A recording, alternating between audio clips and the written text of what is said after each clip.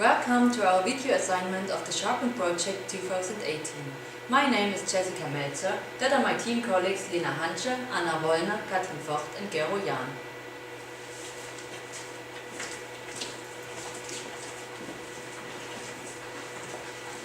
The topic of our project was to improve the incentive system to create a long-term employee retention. Here you can see our structure. At first I like to give you a description of the region. After that follows the selection and description of our regional SME, the Light AG, followed by specifiers of HRM in SMEs and the analysis of the HRM activities in our company, the Light AG. In the fifth point we talk about design for SMEs in Europe, and the last will follow a short conclusion. Description of the region. Saxony is located in the east of Germany. It's bordered by Czech Republic and Poland.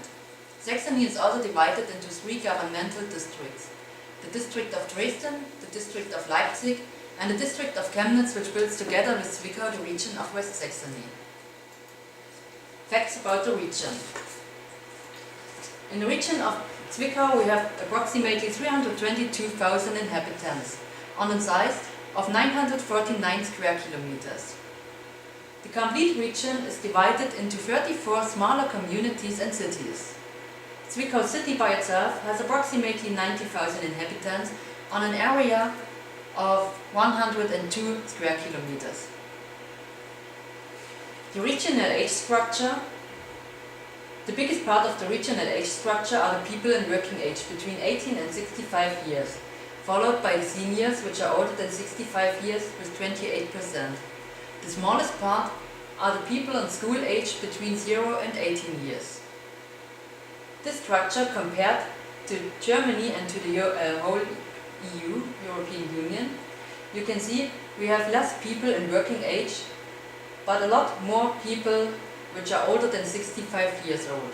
Therefore, the people in school age are much more less than in comparison to the European Union. Here you can see an age structure development forecast. On the left side there's a view in the past to the year 1990. On the right side we can see a forecast to the year 2030.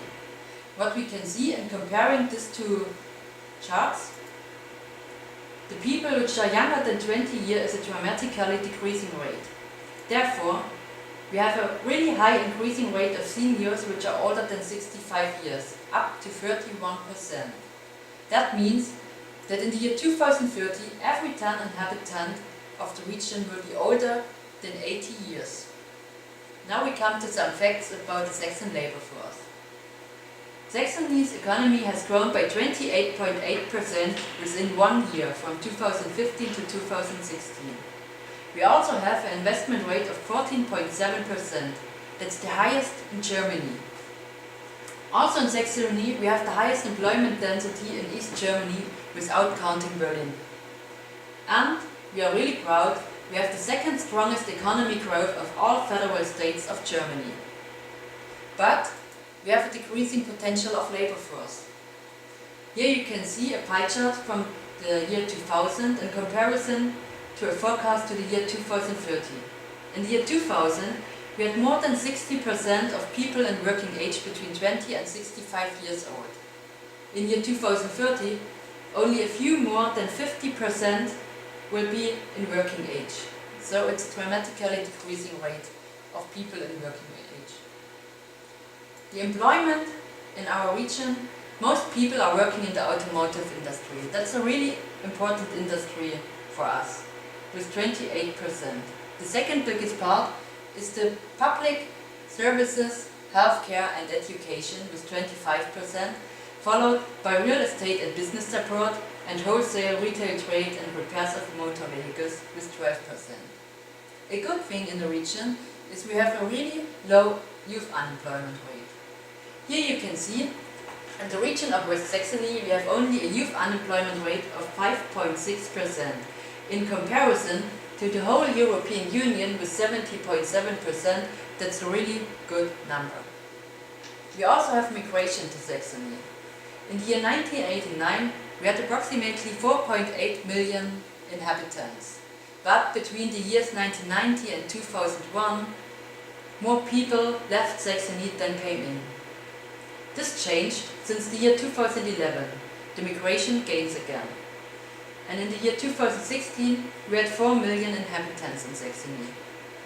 Main reasons for migration to Saxony are labor migrants with more than 50%, educational migrants with 33.5%, because we have a really good educational system in Saxony, and also family migrants with 11.9%.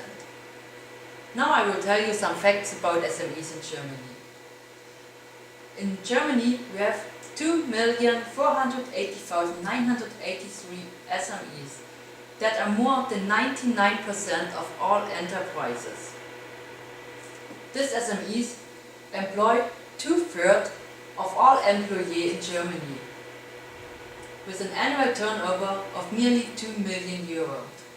In comparison, the large enterprises employ only 1/3 of the employees in Germany, but they have an annual turnover of more than 4 million euro a year. Here we have some more facts about SMEs in Germany. SMEs generated 35.3% of total sales in Germany. That's a volume of more than 2 trillion euro. SMEs are also really important for apprentices. 82% of all apprentices in Germany do their apprenticeship in SMEs. And SMEs are responsible for 70% of the German exports and 53.5% of the complete net value added a year. Here you can see our industrial structure. Like I told you some slides before, the automotive industry is the most important industry in our region. It's followed by electrical engineering and microelectronics, mechanical engineering, metal industry, food industry and chemical industry. And 24% are others, smaller. And now I will give to my colleague, and she will tell you. I will tell you something about the company Light AG we work with. We have chosen this company for our SHARPEN project because it's a regional and innovative SME. It was founded in 2002 and the headquarters is located in Chemnitz, which is the third largest city in Saxony and within easy reach from Zwickau. Furthermore, they have 2 other locations in the USA and in China. During our research, we used the time for 2 interviews with the HR manager, you can see in the picture here. And we went to the company and were able to ask her all the questions we had. For more information, we communicate via email and phone calls. And as we were there, we have noticed this company works with a high technical standard, and this is the topic of my next slide. Industry and technology. The company is the leading specialist in micromechanic. They have a good team of specialists who develop processes, machinery and completed systems at the highest technical and technological level. Their systems are successfully implemented in various high-tech industries worldwide, for example, photovoltaic, semiconductor, glass and display industry, micro-diagnostic and medical technology. They also provide additional services, for example, process development, technical support and training and spare parts. My next slide is about the milestones of the Light AG. I have chosen these 5 because I thought these are the most impressive stones of the company. In 2003, there was a market launch of the world's first commercial laser system with ultra-short pulse laser. In 2007, they got an award for their good work in innovation, which is called Innovationspreis des Freistaats Sachsen. In 2010, there was a successful launch of production systems for the production of inkjet nozzles. In 2016, they founded the Light AG laser technology in China. My next slide is about the size and employee structure. Right now the company approximately 119 employees. They are located separated in 4 different buildings of the company, residented on one big terrain. This terrain includes various offices, mechanical workshop stations, IT departments, meeting areas, research departments, HR&D departments, as well as a reception area. The company has no problems with the demographic change and the lack of skilled labor because the average age is 36 years, primarily engineers, administrative staff and mechatronics. I told in the beginning that they have 2 other locations in China and in the USA, and right now there were 2 people in HRM department, and they make sure that the company is equipped with skilled and qualified employees. Then the company works with a hierarchical relationship. That means that the CEO is the head of the company. He determines responsibilities for all the positions beneath him, such as the Chief Technology Officer, the Chief Operations Officer, the Chief of Financial Officer, and as well the Sales Department. And now it's Catherine's turn. I will tell you something about the specifiers of HRM in SMEs and in our company. SMEs face unique challenges that stem largely from their size.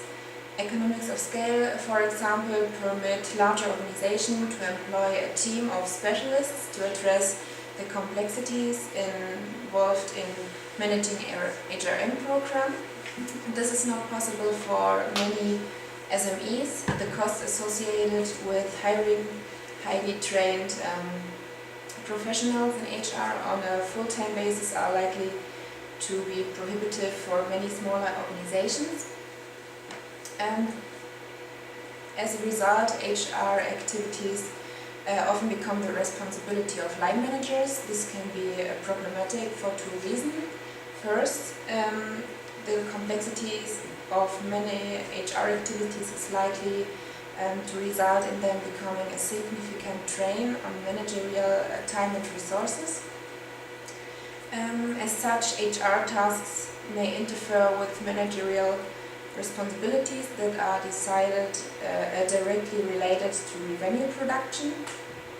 And second, many HR tasks involve substantial complexities, and thus the quality of HR decisions will be affected by the fact that line managers often have a lack of significant training and expertise in HR. Further, before I tell you something about the HRM in our company, I will explain 2 definitions which are a big part of our task. At first, the incentive system is an employee motivation program designed to encourage commitment to increasing productivity or create an employee retention, especially for skilled workers. There are financial and non-financial benefits. Non-financial benefits concern social aspects to employees, but are closely linked to financial benefits. The employee retention is an effort by a business to maintain a working environment which supports current staff in remaining with the company, and many employees' retention policies are aimed to addressing the various needs of employees to enhance their job satisfaction and to reduce the substantial costs involved in hiring and training new staff. And the analysis of the HRM in our company, the actual situation, they have a huge incentive system of financial and non-financial benefits. The financial benefits are, for example, a target agreement, bonus program, or an award system, and non-financial, for example, professional development, trainings, and insurance benefits.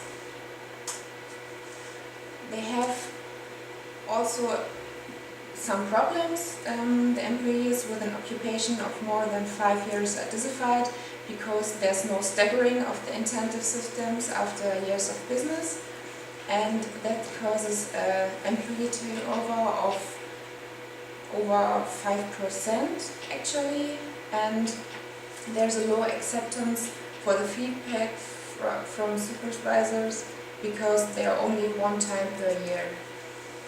The aims in our project are increasing the long-term retention of employees over the next 2 years of 20% and create employee satisfaction, especially for employees who have an employment with the company for more than 5 years, and also strengthening the team cooperation and create a good working atmosphere.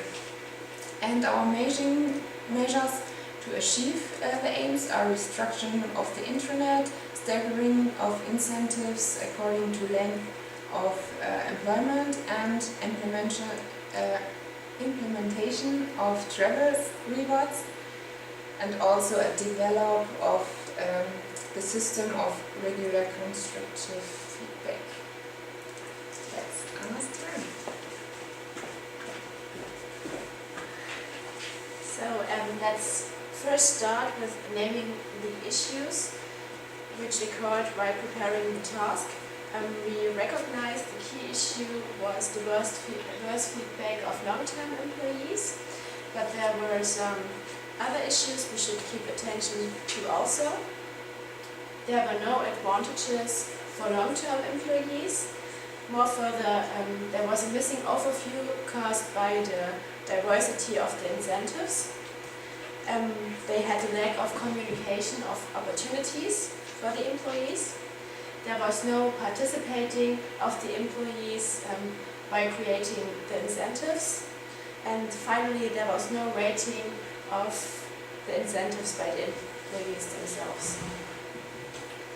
Since we've known the issues by name, we had to analyze them. Especially the key issue was the worst feedback of long-term employees. So we had to raise the question, why are the employees not satisfied? We wanted to get an answer by capturing some data and information. So we had to look for the appearance of abnormalities. The best way we could do that was to develop 2 key figures. The first one, the turnover rate related to the time of employment. So how long were employees employed when they left? And the second was the rate of using incentives and which employees are using what kind of incentives.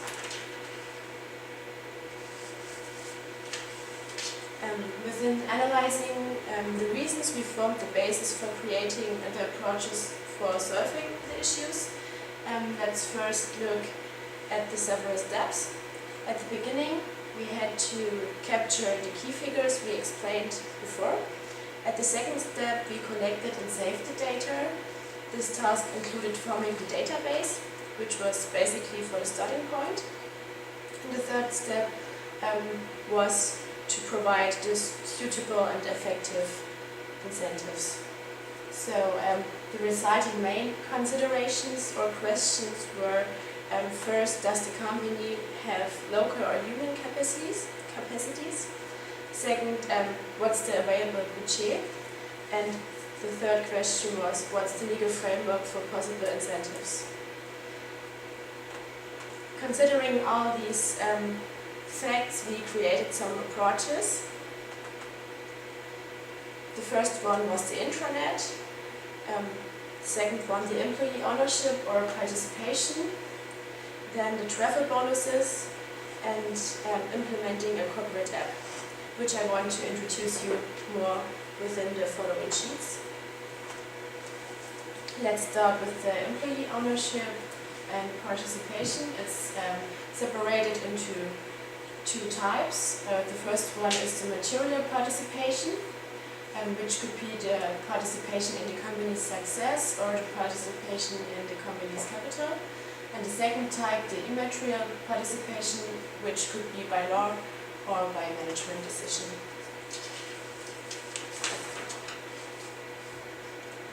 Implementing a corporate app.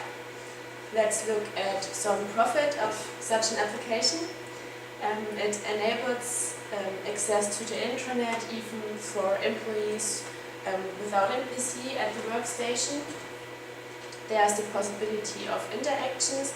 The employees are able to give a feedback or a comment or analysis. Actual employee specific information could be transferred to the several employees, maybe via smartphone or something.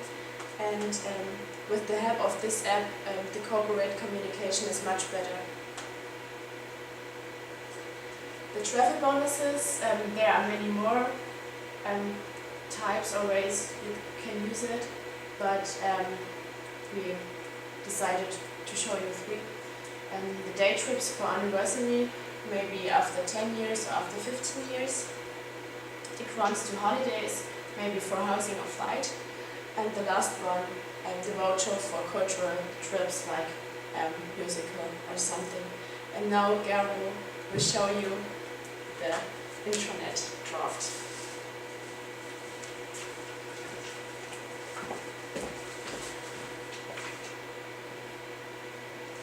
Okay, that's the main page of our intranet draft. Probably you've seen that it's written in German. That's because we want to present the draft to our company, and it's a German company, and that's why our draft is in German language. But that's not a big issue, because I will tell you everything what is written down here. So this is the main page of the intranet, and it will be possible to use it as a web app for iPhone or Android devices as well. And it's divided into 2 sections. This is the personal section, and this is the company section. And if you click down here on the personal section, you get to the next menu. And here you have a list of your personal benefits, your group benefits, your colleagues, and your profile. And let's click on here, on your personal benefits. There you have a list of financial benefits and non-financial benefits, and it will be possible to write these financial and non-financial benefits down here for the company. And so every employee is able to click on them here, and then it's possible to see what do I have to do for the benefit, how could I apply for this special benefit, and what is it about, and so on. And yeah, the same with the non-financial benefits, like the free coffee and so on, and I talked about before. If you click down here on this arrow, you get to the last menu you've seen, and here are the group benefits now. Let's click on them. Here the company is able to write down a list of the possible group benefits. For example, the thing they already have with a special amount of money a group could use to do some team activity together. Yeah. The back arrow. Okay. Your colleagues. If you click on this part, you have 2 sections. It's first honoring, so it's possible to nominate your colleagues for different bonus systems, and you could probably choose as well who you want to nominate as the employee of the month. And this is the critics section, and at first it's probably possible, if the company wants to do it this way, to rate or criticize the work of your colleagues, and this does not have to be something negative. It could just be the normal way of criticism. And it's as well possible to tell your supervisors that you maybe have a problem with somebody, or there is some situation you want to have solved by your supervisors, and this is a way you can talk about the situation and tell it to your supervisor to get help with it. The arrow back. Okay, this is the last section, your profile. If you click on this, you can first edit all your contact data, like address or phone number or email address and so on. And the other thing is that you can see which kind of bonus or incentives you already got and you already applied for. Let's go back to the main page, because the personal section is done now. This is the company section. Let's click on them. The first thing is that it's possible for the company to put in surveys in here. That's the first thing. And we think it might be much more easy to fill out a survey if you do it just with your mobile devices, if you have a couple of free minutes, and if you don't have to take a big sheet of paper and cross out all the questions and so on. So it's maybe a better thing to get your answers to your supervisors, and they will have more filled out surveys. This section is about the news of Light AG, and yeah, here they could write down just everything what's important, what's new in the company. For example, if they bought a new building or whatever. Let's get back. This section is all about law and contracts and everything what is really important for the company, and if you have some problem you can just read all the necessary things in this section. Okay. This is the last part, the organization structure, and in this section it will be possible to see who is the CEO, the CFO and so on, and you could click on them, and then it's just possible to see all the contact data and how the people work in the company and so on. Yeah. So that's it with the draft for the intranet, and now my team will come back.